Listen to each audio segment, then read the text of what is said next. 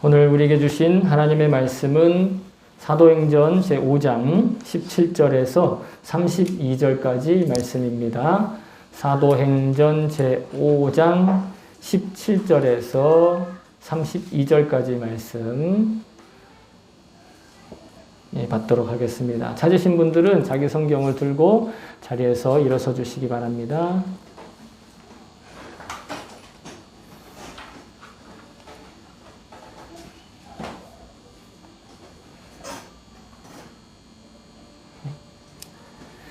네, 되셨나요? 자, 그럼 우리 같이 함께 목소리를 맞춰서 읽겠습니다. 시작! 대제사장과 그의 지지자인 사두개파 사람들이 모두 시기심이 가득 차서 들고 일어나 사도들을 잡아다가 옥에 가두었다. 그런데 밤에 주님의 천사가 감옥문을 열고 그들을 데리고 나와서 말하기를 가서 성전에 서서 이 생명의 말씀을 남김없이 백성에게 전하라 하였다. 이 말을 듣고 그들은 새벽에 성전에 들어가서 가르치고 있었다. 그때 대제사장들이 그들과 함께하는 사람들과 더불어 와서 공의회와 이스라엘의 원로회를 소집하고 감옥으로 사람을 보내어 사도들을 데려오게 하였다. 경비원들이 감옥에 가서 보니 사도들이 감옥에 없었다. 그리하여 그들은 돌아와서 이렇게 보고하였다. 감옥문은 아주 단단히 잠겨있고 문마다 간수가 서 있었는데 문을 열어보았더니 안에는 아무도 없었습니다. 성전 경비대장과 대제사장들이 이 말을 듣고서 대체 일이 앞으로 어떻게 될까 하고 사도들의 일로 당황하였다. 그때 어떤 사람이 와서 그들에게 일렀다. 보십시오. 여러분이 옥에 가둔 그 사람들이 성전에 서서 백성들을 가르치고 있습니다. 그래서 경비대장이 경비대원들과 함께 가서 사도들을 데리고 왔다. 그러나 그들은 백성들이 돌로 칠까봐 두려워서 폭력은 쓰지 않았다. 그들이 사도들을 데려다가 공의회 앞에 세우니 대제사장이 신문하였다. 우리가 그들에게 그 이름으로 가르치지 말라고 엄중히 명령하였소. 그런데 그들은 그대들의 가르침을 온 예루살렘에 퍼뜨렸소. 그대들은 그 사람의 피에 대한 책임을 우리에게 씌우려 하고 있소. 베드로와 사도들이 대답하였다. 사람에게 복종하는 것보다 하나님께 복종하는 것이 마땅합니다. 우리 조상들의 하나님은 여러분이 나무에 달아 죽인 예수를 살리셨습니다. 하나님께서는 이분을 높이시어 자기 오른쪽에 앉히시고 용도자와 구주로 삼으셔서 이스라엘이 회개를 하고 죄사함을 받게 하셨습니다. 우리는 이 모든 일의 증인이며 하나님께서 자기에게 복종하는 사람들에게 주신 성령도 그러하십니다. 아멘. 아멘. 주의 말씀입니다. 모두 자리에 앉아주시기 바랍니다. 이 시간 제가 설교를 위해서 잠깐 기도하겠습니다. 참 좋으신 하나님, 또 부족하고 여러 가지 연약한 주의 종을 세우셨지만 그 어떤 것으로도 흠잡을 수 없고 그 어떤 것으로도 평가절하할 수 없는 그런 놀라우신 말씀의 은혜를 또한 우리가 받기를 원합니다.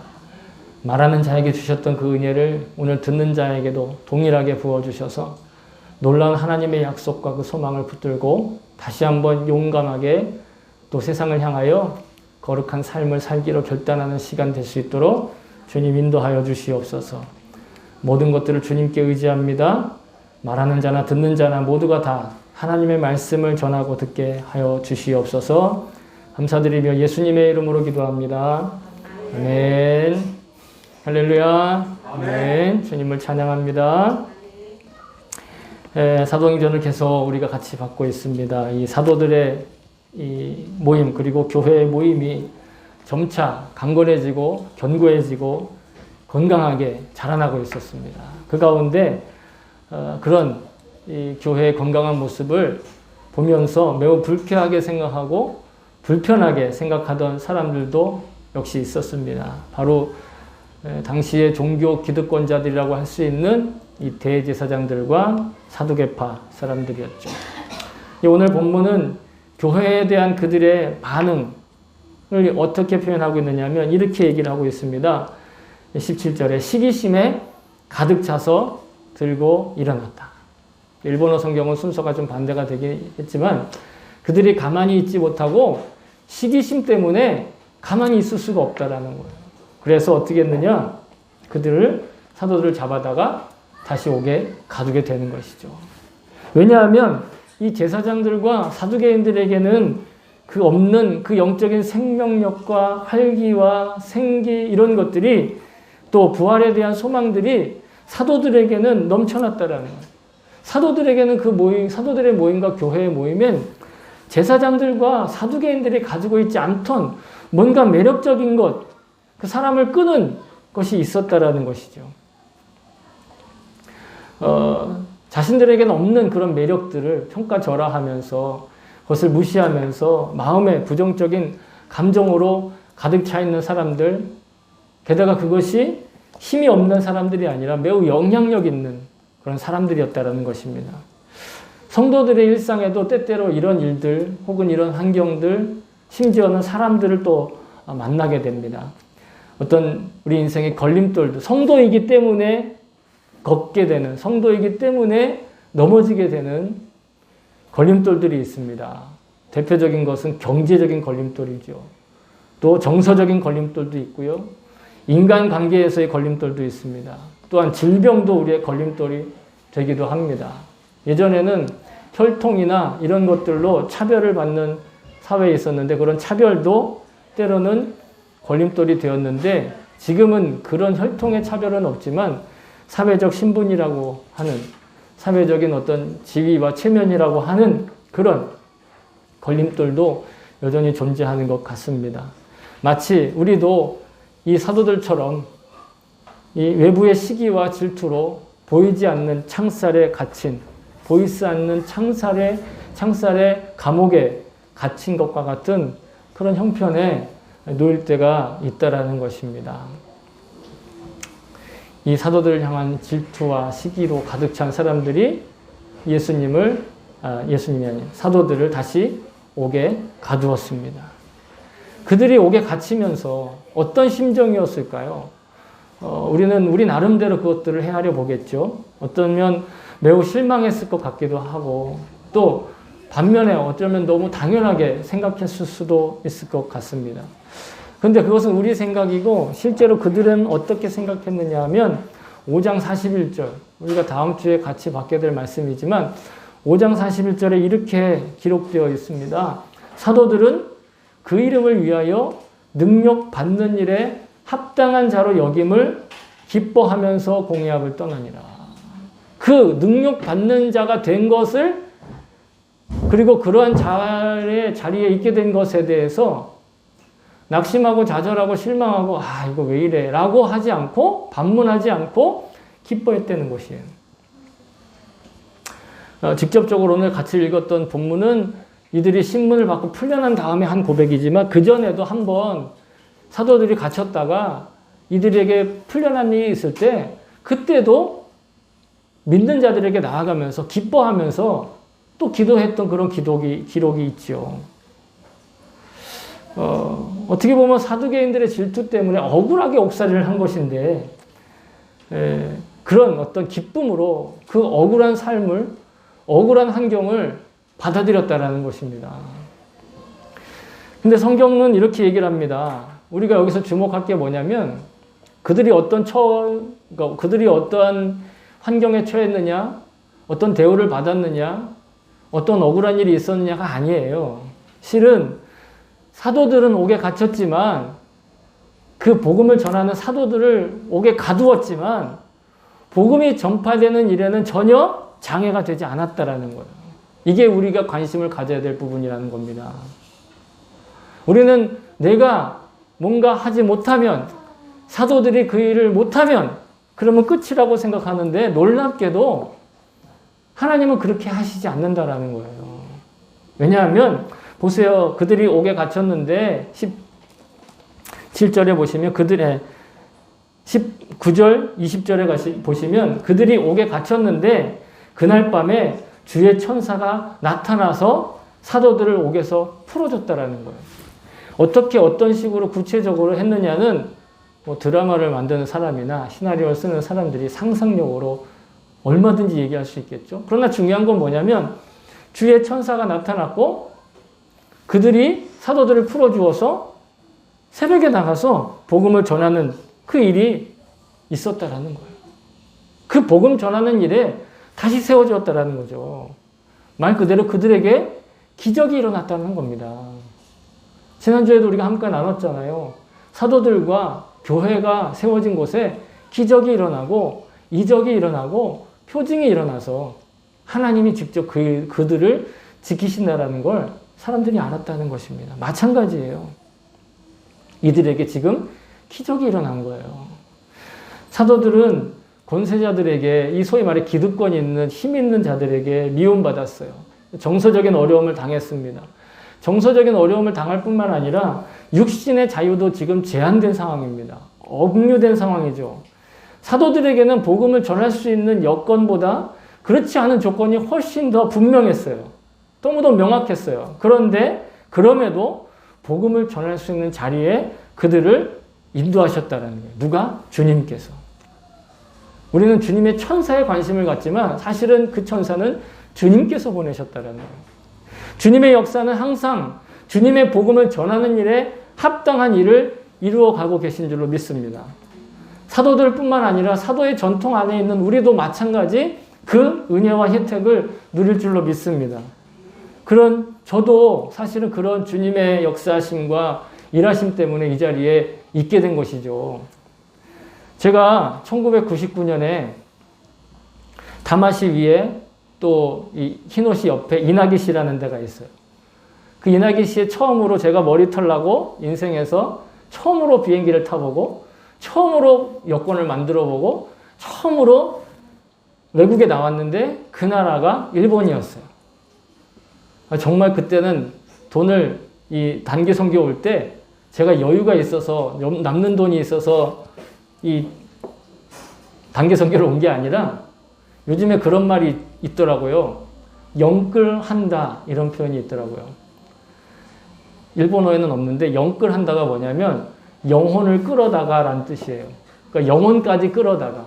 즉, 뭐 빚도 내고 하여튼 있는 수단 없는 수단을 다 해가지고 겨우 제가 그 단기 선교 오는 그룹에 회비를 내고 거기에는 비행기 표도 있고 그냥 그것만 딱 있는 거예요.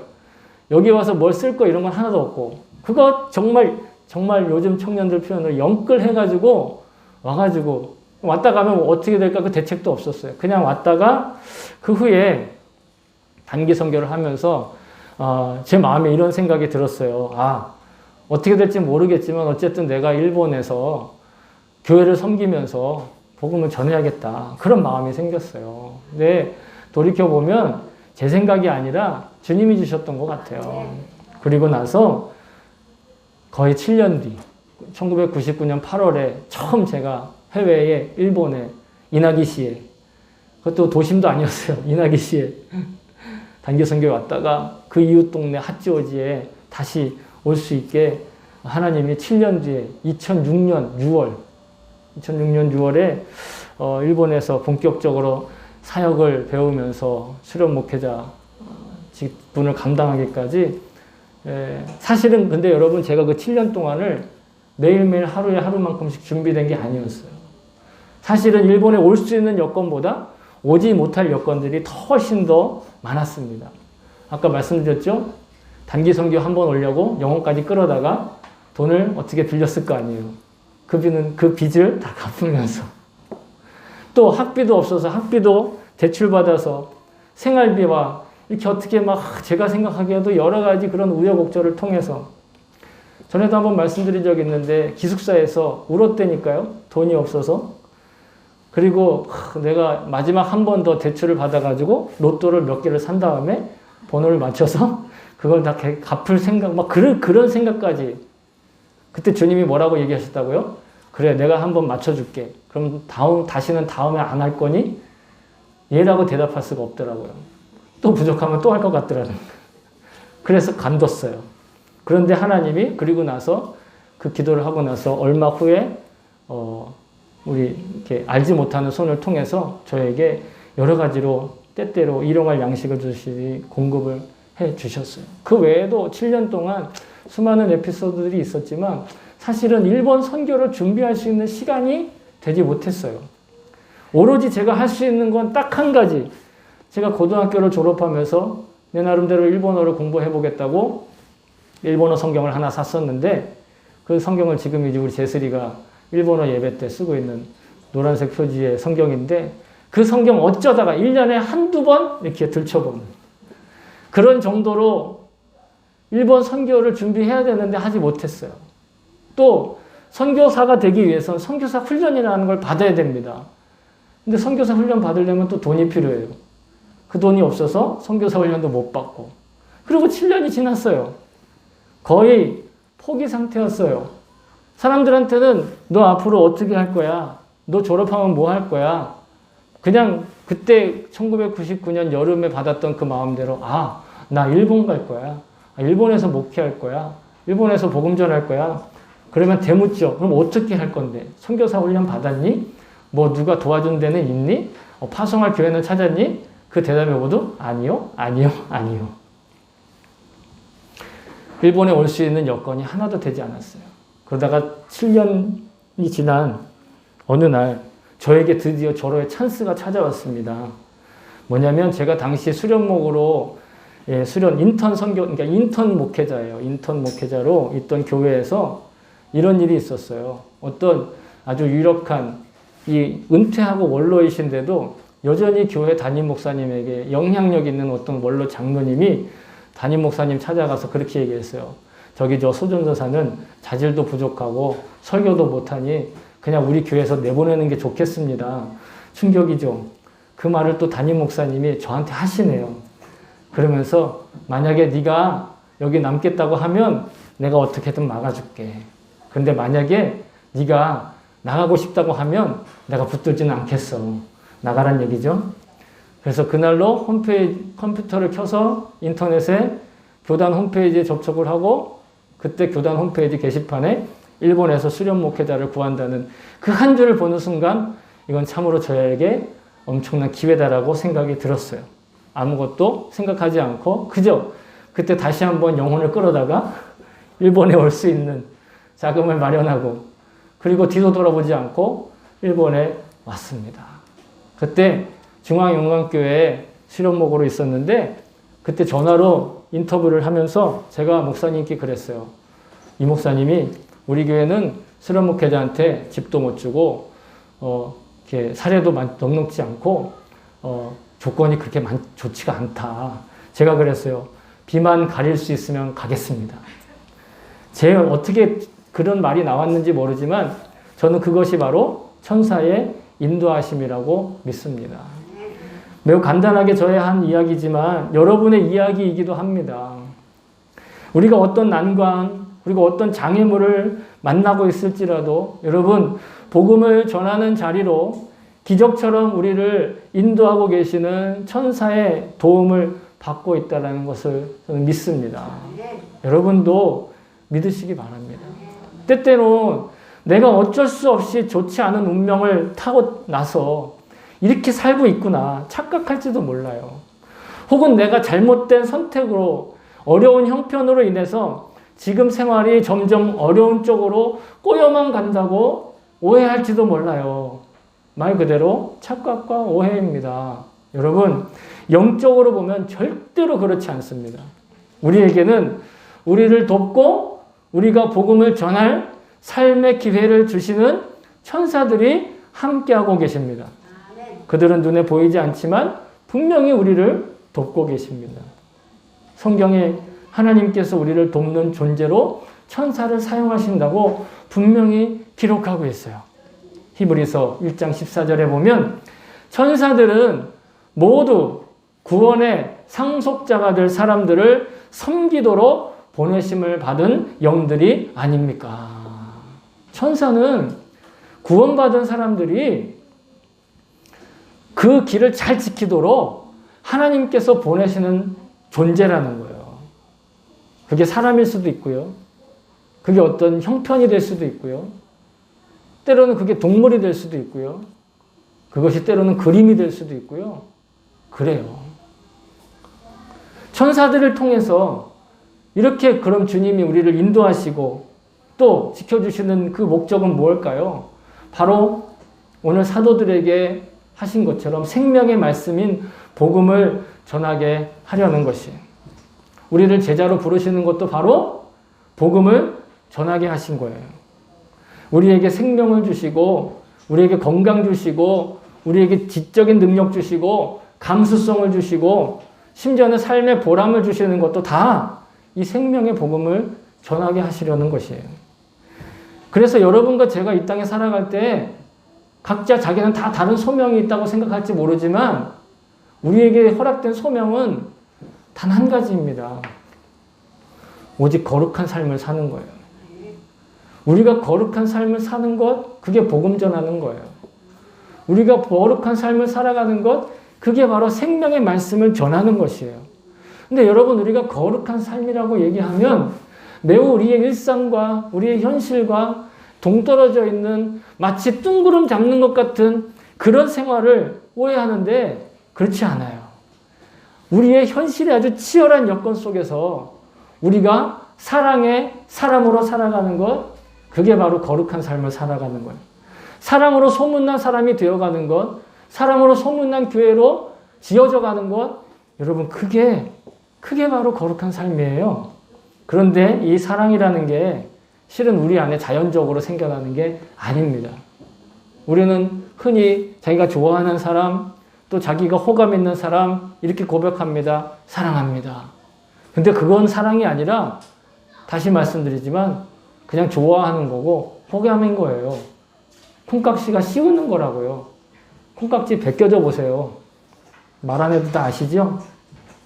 그래서 완벽한 사랑, 온전한 사랑에 대해서 성경이 가르쳐 주는 거예요. 그냥 우리 마음 안에 생겨나는 게 그게 사랑이 아니기 때문에. 고린도전서 13장, 여러분 너무 잘 아시죠?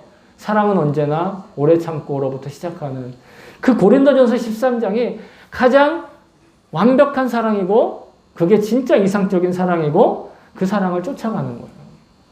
고린도 13장 내용에 사랑 대신에 예수님을 넣으면 또 완벽하게 말이 돼요. 즉 예수님이 곧 사랑이라는 거예요. 예수님이 곧 사랑이고 사랑이 곧 예수님이에요. 예수님을 육신으로 보았던 사도 요한이 자기가 편지글을 쓰면서 이렇게 고백을 했어요. 하나님은 사랑이심이라. 하나님과 예수님은 한 분이세요. 하나님과 예수님과 성령님이 한 분이라는 걸 우리가 어떻게 표현하죠? 삼위일체라고 고백을 해요. 삼위일체 하나님이 사랑이라는 거예요. 예수님이 사랑이라는 것이죠. 즉, 그 예수님을 추구하는 삶이 바로 거룩한 삶이 되는 것이에요. 부활하셔서 우리 안에 성령으로 와 계십니다. 성령의 모습으로 우리 안에 와 계신 예수님. 그 예수님의 사랑, 고린도전서 13장에 나오는 그 완벽한 사랑을 바라고 추구하며 그 사랑의 사람으로 살아가는 것. 여러분, 이것이 거룩한 삶이에요. 그러니까 우리가 할 수 있는 건 예수님 바라보는 것. 예수님 바라본다라는 게 아무것도 하지 말고 그냥 하늘만 쳐다보라는 게 아니라 예수님의 시선을 느끼는 것이 주님을 바라보는 것이. 말 한마디를 하도 어떤 선택을 하더라도 무엇을 먹든지 다른 것들이 아니라 오직 예수님의 시선을 신경 쓰며 하는 것이. 그렇게 살면서 나오는 우리의 반응들이 있죠. 그렇게 예수님의 시선을 신경 쓰면서 하는 우리들의 태도들이 있잖아요. 자기 멋대로 생각하는 거 말고. 그것이 바로 거룩한 삶인 거예요. 즉 예수님 바라보는 것 자체도 거룩한 삶이고 예수님 바라보면서 행동하게 되는 것도 거룩한 삶이라는 거죠. 이 거룩한 삶을 살기 위해 또 그것을 지키기 위해서 사실은 우리가 이 땅에 살아가는 것입니다. 이거는 그리스도인들에게만 주어진 부담이 아니라 실제로는 예수님께서 모든 사람들 다 구원하신 거예요. 그런데 그걸 믿는 사람에게만 그 구원에 의한 은혜와 세택을 받을 뿐인 거죠. 거룩한 삶은 모든 사람에게 주어진 소명이에요.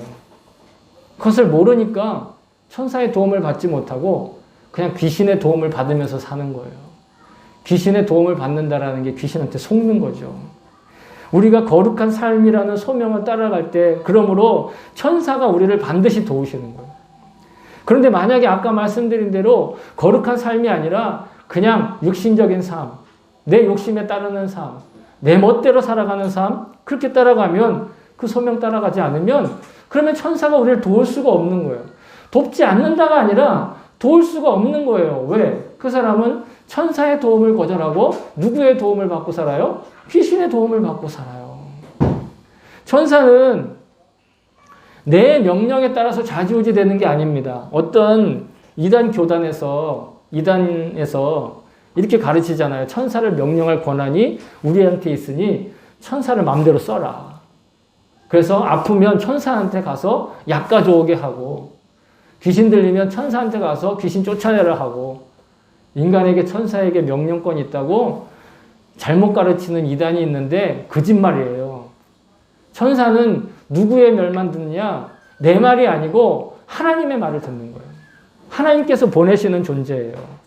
그렇기 때문에 하나님 마음대로 천사를 보내시는 거지 내 마음대로 하나님 천사가 나를 돕는 게 아니다라는 거예요. 그러니까 내가 거룩한 삶을 살기 위해서, 즉 하나님 마음에 합당하게 살기 위해서 천사가 우리를 도우시는데 우리는 그 도우심을 받을 충분한 자격이 있는 사람들이 되었다라는 것이죠. 어떻게? 예수 그리스도를 믿음으로 말미암아. 예수 그리스도를 안 믿으면 천사의 도움을 받지 못해요. 그런데도 어떤 영적인 도움을 받잖아요. 천사 아니면 뭐겠어요? 굳이 말하지 않겠습니다. 귀신이라고. 여러분, 하나님을 사랑하고 하나님께 속해 있는 이에게만 천사의 도움이 유효한 거예요. 저와 여러분이 이런 천사의 도움을 받고 정서적인 어려움이나 육신적인 갇힘에서도 능히 벗어날 수 있는 그런 자유를 누릴 수 있기를 또한 축복합니다. 자, 그런데 이렇게 천사를 통해서 옥에서 풀려난 이 사도들에게 새벽에서 성전에 또 복음을 전하고 있었는데 다시 또 잡혀갑니다. 다시 또 공회의 자리에 또 세우게 돼요. 예전에도 베드로와 함께 한번 잡혔잖아요. 그런데 또 이들은 잡혔어요. 이게 사도들의 삶입니다. 당신은요, 사도가 되기 위해서 막 제비를 뽑고 사도를 뽑았는데 사실은 사도가 뽑히지 않기를 바랬을지 몰라요. 왜죠? 사도는 잡혀갔다가 풀려나고 잡혔다 풀려나고 잡혔다 풀려나고 아주 그냥 감옥에 들어갔다 나갔다 하는 게 일상이었던 사람이에요. 복음 때문에. 누가 사도가 되고 싶게 하겠어요. 지금이야 나도 사도처럼 살고 싶다. 네, 맨날 잡혔다가 풀려나세요. 사도가 그런 삶이었어요. 그런데 이들은 계속 잡혔다 풀려나고 잡혔다 풀려나는 그런 삶을 살지 않았지만 절대로 그 삶을 포기하지 않고 그 삶을 가볍게 여기지 않았습니다. 우리도 마찬가지로 사도처럼 잡혔다 풀려나고 하진 않지만 우리도 복음에 합당하게 살려면 거룩한 삶을 살려고 하다 보면 또 그 일을 포기하지 않기 때문에 오히려 세속적인 장애물과 어려움이 오히려 더 가중될 때가 있어요. 엎친 데 덮친 격으로 나쁜 일들이 계속 생겨날 수 있어요. 단기 선교를 위해서 열심히 영끌에다가 돈 모아가지고 했는데 빚만 남았다니까요. 7년 동안 한 번도 제대로 된 훈련도 받지 못했다고요. 우리가 거룩한 삶을 살려는 의지가 강해지면 강해질수록 여러분 우리 인생의 장애물도 단단해지고 견고해질 수 있어요. 우리에게 이런 장애가 있고 난제가 생기고 장벽들이 나타나면 대체로 피하든지 도망가든지 포기하든지 이렇게 될 겁니다. 근데 그걸 사단이 노리는 겁니다. 사단은 그것을 노리는 거예요. 왜? 우리의 약점을 알기 때문에. 우리의 단점을 알기 때문에. 이것들이 사단의 부하들이 귀신들이잖아요. 나는 귀신같이 우리의 약점을 알아요. 우리의 단점을 알아요. 그것을 물고 늘어져요. 찰스 스탠리가 라는 분이 지뢰라고 하는 책을 썼는데 거기에 우리 영혼에 우리의 삶을 이 거룩하게 살지 못하게 하는 9가지 지뢰에 대해서 이야기를 하고 있습니다. 여러분, 지뢰라는 것은 전쟁하는 군인들이 사용하는데 지뢰가 사람을 죽이기 위해서 쓰는 게 아니에요. 지뢰는 그 병사가 전투할 수 있는 능력을 상실하게 하는 거예요. 예를 들면 발목을 끊어요. 팔을 잘라요. 그러면 목숨은 붙어 있습니다. 그 목숨이 붙어 있기 때문에 그 친구를 살리기 위해서 다른 병사들이 붙어요. 그러면 한 사람의 병사를 죽이면 한 사람의 전투력만 상실되지만 한 사람의 병사를 다치게 하면 최소 2에서 최대 3사람의 병사의 전투력이 상실되는 거예요. 우리가 거룩하게 살게 하려고 하면 우리 인생에 9가지 지뢰가 놓여진다라는 거예요.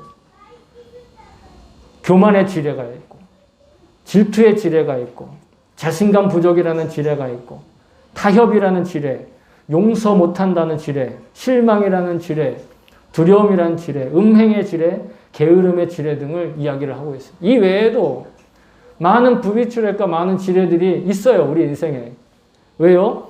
거룩하게 못 살게 하기 위해서. 사단이 그걸 노리고 있어요. 그런데 사도들은 이런 사탄의 계략에 아랑곳하지 않고 세속적으로는 평범하지 않은 비범한 생각들을 가지고 그리고 붙들고 나아갔다라는 거예요. 그 생각과 그 고백이 본문 우리가 함께 읽었던 29절에 제가 다시 한번 읽어드리겠습니다. 사람에게 복종하는 것보다 하나님께 복종하는 것이 마땅합니다. 그런 의식을 가지고 있고 그런 소명의식을 갖고 그런 사명의식을 가지면 그런 지뢰도 피해갈 수 있다라는, 이길 수 있다라는 거예요. 그렇습니다. 그들은 이미 사람의 위협보다, 사람의 권세보다, 사람의 형편이나 실력보다 하나님의 뜻에 복종하기로 결단하고 또 결의하고 붙들었던 거예요. 유일한 소명인 거룩한 삶을 사는 것에서 이제 벗어나지 않았다라는 거예요. 왜? 그 안에 성령이 계시니까. 내 능력으로 여러분 이 지혜를 피할 수 없어요. 내 능력으로 사람을 사랑할 수 없다니까요. 어떻게 원수를 사랑해요? 원수는 사랑 못하는 거예요. 원수 사랑한다고 말이 쉬운 게 아닙니다. 그런데 놀랍게도 원수를 사랑하는 사람들이 생겨나는 거예요. 왜죠? 그 안에 성령이 살아계시니까. 그것으로서 예수님이 진짜 부활했다라는 걸 알아가는 거예요. 여러분, 시련이 닥칠 때 어떤 생각을 하는지에 따라서 그 시련을 극복하거나 아니면 휩쓸려 나가게 되는 것이. 우리에게 다가오는 이 시련을 이기는 방법은 오직 단 하나입니다. 하나님의 뜻과 그 소명에 자신의 마음을 붙들어 매는 방법밖에 없어요. 우리 인생의 생기는 전혀 종교적이지 않고 전혀 우리의 믿음과 상관없는 그런 어려움들이 생겨도 여러분 소명의식이 분명하면 이길 수 있는 거예요. 문제는 소명의식이에요. 히브리서 기자가 또 이렇게 얘기했습니다. 히브리서 2장 1절에 그러므로 우리는 들은 것에 더욱 유념함으로 우리가 흘려 떠내려가지 않도록 함이 마땅합니다. 세상의 파도에 세상의 강물의 흐름에 쓸려 내려가지 않으려면 우리가 들은 것에 유념해야 된다는 거예요. 히브리서 기자가 말한 지금 우리가 들은 거란 뭘까요? 아침에 들었던 라디오에서 들었던 좋은 음악인가요? 7080 추억의 음악일까요? 그렇지 않아요. 복음이라는 거예요. 복음. 무엇을 듣고 있습니까? 정신 차려야 돼요. 우리는 예수 그리스도의 부활의 복음을 들은 사람들이에요. 우리가 들은 복음이 십자가 속죄의 복음이고 하나님 나라 완성을 약속하신 복음이에요. 우리를 거룩한 삶이라는 소명으로 부르신 그 소명으로 살게 하시는 복음이라고요. 예수 그리스도의 복음 때문에 모든 사람들에게 사실은 영생의 길이 활짝 열려 있어요. 누구든지 그 이름 부르면 인생을 복되게 살고 죽더라도 영생을 사는 거예요. 이런 은혜를 이미 모든 사람에게 지금 폭포수처럼 하늘에게 넘치게 붓고 계세요. 아주 넘치게 붓고 계신다고요. 그런데 믿는 사람에게만 그게 혜택이 돌아가요. 왜요? 자기 그릇을 하늘을 향해 들지 않으니까. 자기 그릇을 다 자기 머리 위에다 이렇게 뒤집어 쓰고 있는 거예요. 아무리 큰 그릇을 가지고 있어도. 그러니까 뒤집어 쓰고 있으니까 귀신의 도움이나 구하고 있고, 점집이나 찾아가고, 사주팔자나 보고, 예? 답답해요, 답답해. 소명의식만 분명하면 앞에 미래가 뭐가 궁금해요. 소명의식만 분명하면 내가 뭐 그거 로또 맞을까 안 맞을까 그게 뭐가 궁금해요. 궁금해요? 궁금하면 500원? 너무 답답해요. 저도 그렇게 답답하게 살 때가 있었지만 진짜 돌아보면 너무 답답해요. 복음을 또 그렇게 이해하는 사람들이 있어요. 예수님을 잘 믿으면 뭐든지 다 잘 돼야 돼. 그 잘 된다라는 건 내가 거룩하게 산다라는 거예요. 다른 거 구하면 그것도 못 얻어요. 근데 거룩한 게 살면 다른 모든 것들을 하나님이 다 주신다고 약속하셨다고요. 근데 놀랍게 여러분, 참 재밌는 건, 참 놀라운 건 거룩한 삶을 추구하면 다른 모든 것들이 사실 필요가 없어지더라고요. 그거에 대한 마음이 빼앗기지 않는다는 거예요. 여전히 내가 이걸 구해서 하나님이 다른 걸 모든 걸 다 주신다고 그랬어. 그러니 내가 이걸 구해야지? 그럼 아직 그걸 구하는 게 아니에요. 하나님이 나에게 주신 각각 다른 사명이 있지만 온전한 소명을 붙들어야 돼요. 우리가 살아가는 이유와 목적, 그리고 하나님께서 지금 넘치게 부으시는 그 은혜, 그거에 보답하는 단 하나의 소명만이 필요한 거예요. 거룩한 사랑의 사람이 되는 거. 이래서 내가 뭔가를 얻겠다가 아니라 이미 주님이 내게 주신 그 은혜, 그 은혜를 갚는 사람으로 살고 싶다면 그러면 거룩한 사람이 되는 거예요. 제가 일본에서 깨우친 게 있잖아요.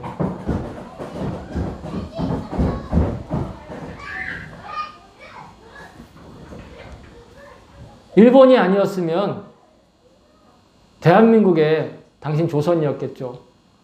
복음이 들어가지 않았어요.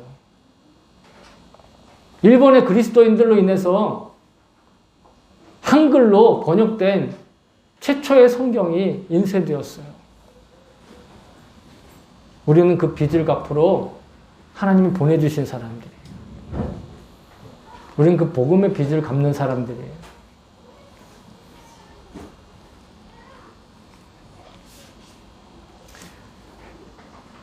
여러분, 복음의 은혜를 그래서 알게 되면 살아가는 소명이 회복되어서 무슨 일이든 다 하나님의 뜻대로 살고 싶어지게 되는 거예요. 그것 때문에 내가 뭔가를 더 얻겠다는 마음이 생기는 게 아니라 그냥 그 은혜를 갚고 싶은 마음만 생기는 거예요.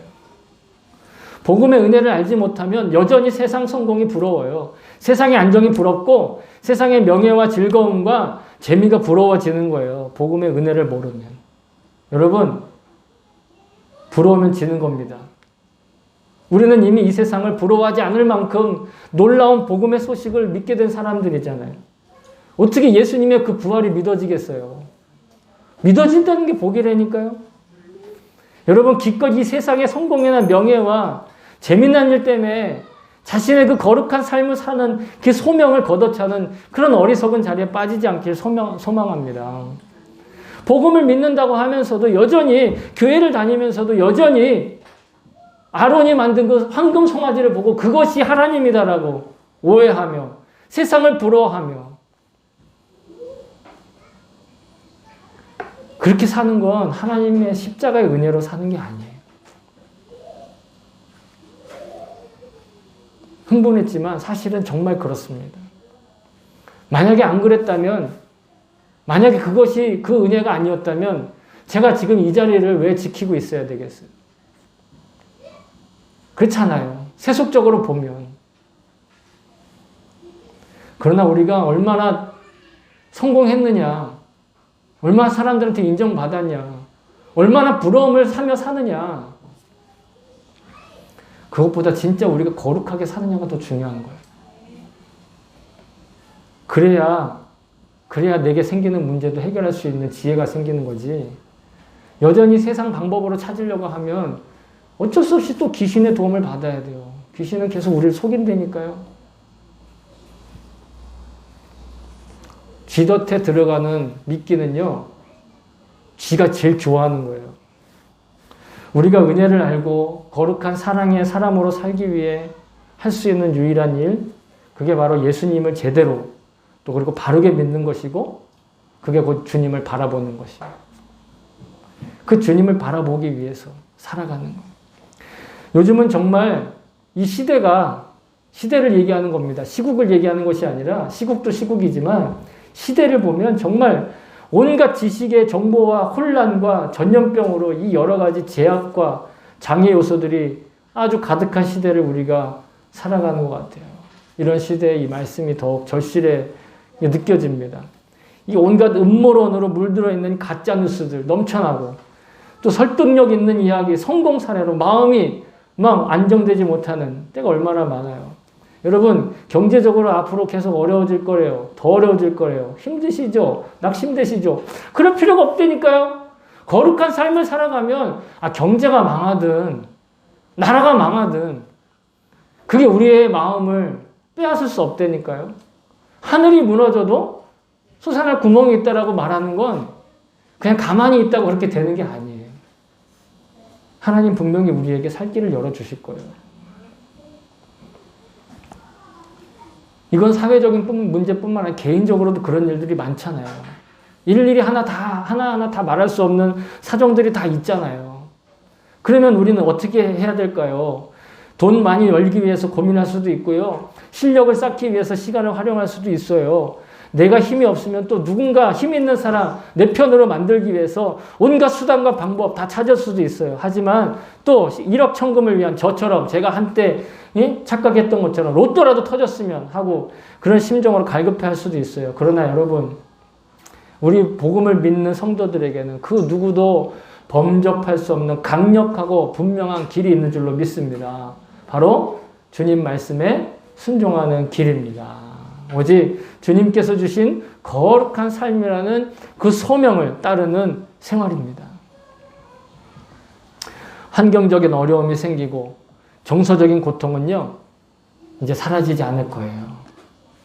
제가 예언하지만 여기서 100년 뒤에 이 자리에 앉아있을 사람은 아무도 없어요. 제가 예언합니다. 하지만 여러분, 그런 한계가 있고 나약하고 어렵고 나약하고 미약한 우리를 사랑하시고 심지어는 돕는 천사도 보내시고 하나님 편에 자신을 묶어둘 수 있는 이 소명과 사명을 주시는 분이 분명히 살아계십니다. 어떤 목사님은 그 하나님을 시퍼렇게 살아계신 하나님이다, 이렇게 표현하더라고요. 저는 그 정도로 뜨겁게 주님을 체험한 적이 많지 않아서 그렇게 표현하기는 어렵지만 그 목사님은 그렇게 아주 시퍼렇게 살아계신 하나님이다라고 고백하더라고요. 그 하나님을 사랑하는 것이 사실 가장 우리다운 일이고 가장 아름다운 일이에요. 우리의 시련을 넉넉히 이길 수 있는 유일한 방법이고, 그래서 사도 바울이 이렇게 로마서 8장에 고백하고 있어요. 로마서 8장 35절, 누가 우리를 그리스도의 사랑에서 끊으리요? 환난과 곤고나 박해나 기근이나 적신이나 위험이나 칼이랴. 38절부터 39절에 내가 확신하노니 사망이나 생명이나 천사들이나 권세자들이나 현재일이나 장래일이나 능력이나 높음이나 깊음이나 다른 어떤 피조물이라도 우리 주 그리스도 예수 안에 있는 하나님의 사랑에서 끊을 수 없으리라. 하나님의 사랑에서 우리가 끊어지지 않는 거예요. 여러분, 어떤 시련 가운데 있습니까? 그 문제를 해결하기 위해서 어떤 일들을 지금 도모하고 계십니까? 모두 각자에게 의미가 있는 행동일지 모르겠습니다. 하지만 가장 먼저 주님께 나와 기도해야 합니다. 문제를 해결하기 위한 기도가 아니라 내가 주님을 사랑한다고 고백하는 기도예요. 내가 주님의 생명의 증인이 되고 싶다고 고백하는 기도라고요. 내가 주님 뜻에 따를 수 있게 해달라고 여러분 기도하고 고백하세요. 그러면 주님께서 허락하신 단 하나의 소명을 따를 수 있는 힘을 주실 줄로 믿습니다. 우리는 겨우 인생의 시간의 지평에 있기 때문에 내가 갈 바를 잘 알지 못할 수도 있어요, 물론. 그러나 여러분, 우리를 창조하시고 구원하시고 다시 또 부활하게 하실 주님께서 영생과 영원의 지평에서 지금 우리를 인도하고 계시는 거예요. 저와 여러분이 이 놀라운 약속에 자신을 튼튼히 내 순종해 나아갈 수 있기를 또한 소망합니다. 사랑하는 성도 여러분, 여러 가지 환란이 있죠? 걱정 마세요. 그래도 하나님의 사랑은 변치 않아요. 사랑하는 성도 여러분, 사도들은 복음을 전하다가 세속의 힘을 가진 자들에게 미움을 받았습니다. 그래서 옥에도 갇히게 되었습니다. 하지만 천사들의 도움으로 다시 복음을 전할 기회를 또 얻었습니다. 그리고 또 다시 붙들려 신문을 받게 되었을 때 그들은 주저하지 않고 이렇게 말했습니다. 사람의 말을 듣는 것보다 하나님께 순종하는 것이 마땅하다. 삶이 복잡해지고 어려운 시련과 문제에 부닥쳤을 때 하나님께서 유일하게 허락하신 소명에 순종하기를 여러분 붙드십시오. 하나님께서 주신 복된 복음의 약속에 은혜에 갚는 길에 자신을 붙들어 매시기를 바랍니다. 사람들이 만들어가는 그 모래성과 같은 이 세상의 가치와 시대 정신을 여러분 두려워하지 마십시오. 사람들이 추구하고 자화자찬하는 이 구조적인 문제로부터 소외될 것을 두려워하지 않는 자에게, 거룩한 삶의 소명을 갖는 이들에게 하나님께서, 하나님의 천사가 반드시 도움의 손을 내밀어 주실 것을 믿습니다. 오직 주님 바라보고 살 때 소명을 가진 자가 될 것을 또한 믿습니다. 오직 주님 바라보고 살 때 생명의 증인이 되는 자리를 지킬 수 있음을 믿습니다. 저와 여러분은 이미 주님의 그 사랑 가운데 있음을 믿고 거룩한 사랑의 사람이 되는 그 소명을 따라 각자의 삶의 자리에 허락해 주신 사명을 또한 지켜나아갈 수 있기를 예수님의 이름으로 축복합니다. 기도하겠습니다. 주님, 우리에게 주신 소명을 지켜나갈 수 있게 해주시옵소서. 우리에게 주신 그 거룩한 삶을 지켜나갈 수 있게 해주시옵소서. 주님, 내가 이 세상의 그 어떤 부귀영화, 내가 이 세상에서 어떤 그런 성공, 내가 이 세상에서 어떤 그런 재미와 또 즐거운 것들, 그것보다도 먼저 거룩한 삶을 살기로 다시 한번 결단합니다. 우리에게도 천사의 도움을 허락하여 주시옵소서. 우리에게도 하나님의 그 놀라우신 능력을 증거할 수 있는 간증들을 허락하여 주시옵소서. 감사드리며 예수님의 이름으로 기도합니다. 아멘.